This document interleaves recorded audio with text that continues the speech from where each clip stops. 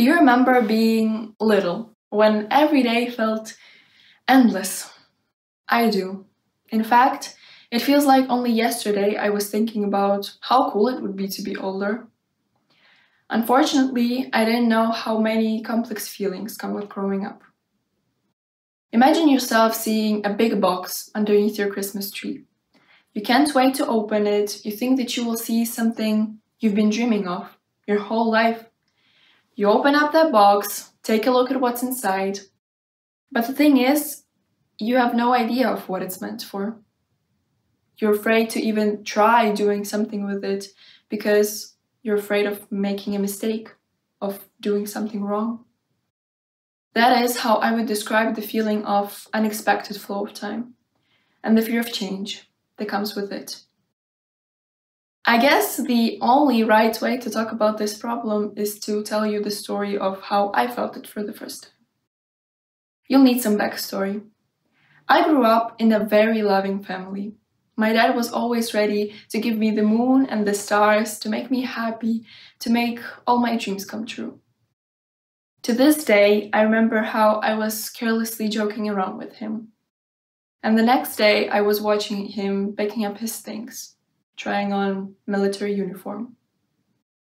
Feeling numb, all I was thinking about was our travels together, car rides with music blasting in the speakers, tickling each other and cry laughing. I remember how scared I was.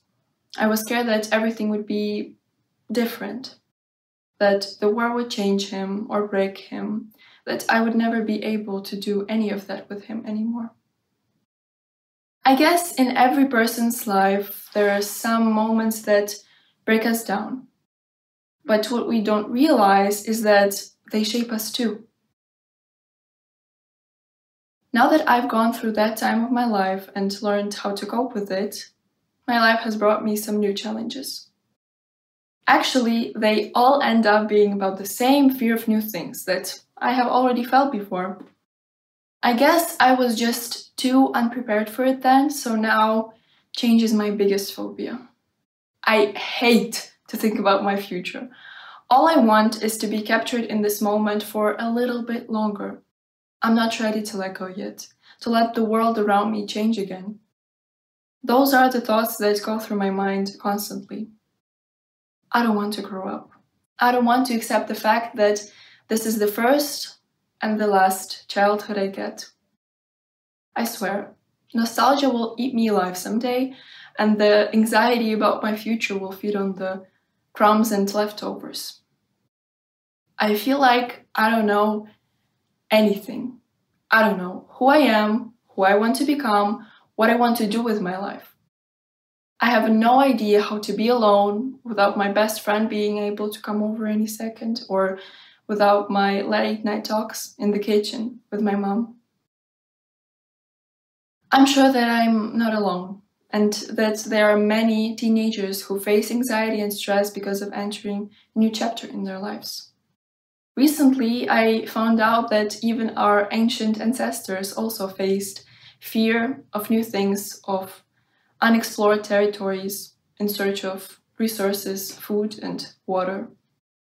But what is the root of this problem? Why does it exist? Firstly, because of the uncertainty it brings. Dr. Menji says, even if we can predict what the change will look like, as long as it is different from what we currently have or how we currently live, it will trigger fear. Loss of control is another factor that can be crucial for people who value stability. We don't know the outcome, so we make up scenarios in our heads, naturally thinking about the worst. But what if growing up is actually a beautiful thing? What if you could gain something great and amazing if you just let yourself grow and went with the flow? Just because some things are changing, it doesn't mean that they won't feel this good again. Just because you're growing, it doesn't mean that you're losing something in the past. Instead, it means that you're reaching something even more exciting. Some new memories, achievements, and new people. In my opinion, one of the most effective ways of not holding on to the past is being sure that it won't be forgotten. Buy a journal. Ask your favorite person out for a walk. Spend some quality time together. Be present. Avoid unwanted thoughts. Then come back home.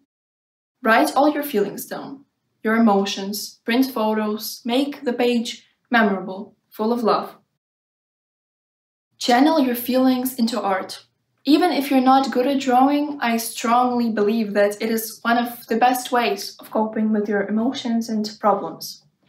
Just pick your favorite color, put the brush on the paper, and let your heart and hand do the rest. Sounds too hard? Okay, let's try something very simple. Try taking a different route home tomorrow, or go to a cafe you've never visited before. Who knows? Maybe it will be your favorite one soon. You'll realize that you can benefit even from the slightest change. Let's try something together. From now on, when I see an opportunity that seems a little bit scary, I will go for it. You know why? Because there is a big chance that it will be worth it. You have to do it with me. Say yes to new things because your growth begins where your comfort zone ends. You really are capable of so much more than you think. Yeah, I know it sounds so cliche, but it's true. Cherish every given moment with your loved ones.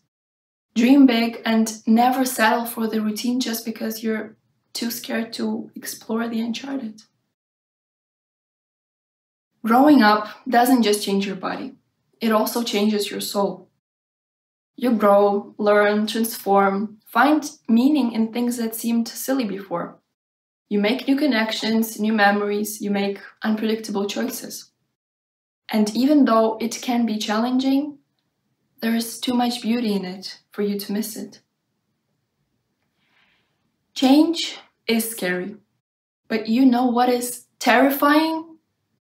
Not changing at all.